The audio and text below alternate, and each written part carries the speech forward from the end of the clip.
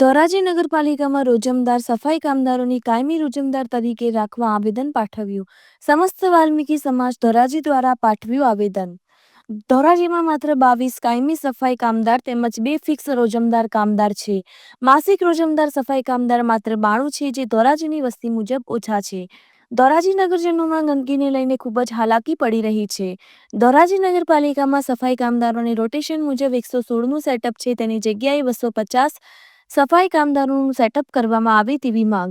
સફાઈ કામદારોને મહેકમ ખર્ચની મર્યાદામાંથી પણ મુક્તિ કરવામાં આવે. સફાઈ કામદારમાં કાયમી ભરતીમાં રોજમદારોનો સમાવેશ કરવા માંગ કરવામાં આવી છે, તેમાં સેટઅપ કરવામાં આવે તેવી માંગ. રિપોર્ટર ફિરોજ જુનેજા, ધોરાજી. મારું નામ આશીષભાઈ જેઠવા, ધોરાજી વાલ્મીકી સમાજ પ્રમુખ. આજે અમે તારીખ 24/3 રોજ ધોરાજી નગરપાલિકામાં આવેદનપત્ર દેવા આવ્યા છીએ.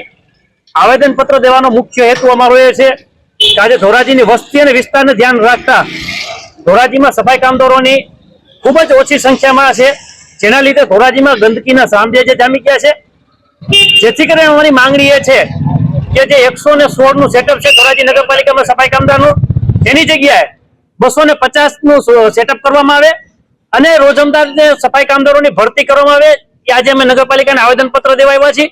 તારીખ 10/4/2025 સુધીમાં અમારી આ માંગણી જો પૂરી કરવામાં નહીં આવે તો તારીખ 11 થી અમે અનશન ઉપર ઉતરવાના છીએ, પ્રતિક ઉપર ઉતરવાના છીએ.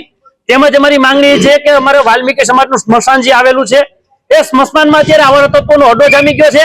એ સ્મશાનને ખાલી કરાવી અને એની ફરતે દિવાળી રેલિંગ કરી અને વાલ્મીકી સમાજને સ્મશાન સોંપવામાં આવે. અવારનવાર રજૂઆત નગરપાલિકામાં કરવા છતાં સફાઈ કામદારોની ભરતી કરવામાં નથી આવતી, તેમજ જે રોજમદારો છે તેની સંખ્યા વધારવામાં નથી આવતી, જેના લીધે ધોરાજી પ્રજા ગંદકી માટે ખૂબ જ પીલાઈ રહી છે. અમારી માંગણી એ છે કે રોજમદારો જે 192 રોજમદારો છે એની જગ્યાએ 250 રોજમદારો રાખવામાં આવે, જેથી કરીને જે ધોરાજીમાં જે સફાઈનો પ્રશ્ન છે કાયમી માટે હલ થઈ જાય, જેથી ધોરાજીની જનતાને ગંદકીમાંથી મુક્તિ મળે અને સફાઈ કામદારને રોજીરોટી પણ મળી રહે. તમે આવેદન આપ્યું છે અને આવેદનમાં તમે જે માંગણી છે સ્વીકારવામાં નહીં આવે તો આગળ શું રણનીતિ? અમારી માંગણી સ્વીકારવામાં નહીં આવે તો તારીખ 11/4 થી અમે પ્રતિક ઉપવાસ આંદોલનની શરૂઆત કરશું અને પ્રતિક ઉપવાસ આંદોલનમાં પણ જો અમને કઈ તંત્ર તરફથી ન્યાય નહીં મળે તો અમે 4-5 દિવસમાં 10 તારીખ પછી અનશન ઉપર જશું. તેમજ અનશન ઉપર ગયા પછી પણ જો અમારી માંગણી સ્વીકારવામાં નહીં આવે તો ધોરાજીની સદંતર સફાઈ કામગીરી બંધ કરાવી દેવામાં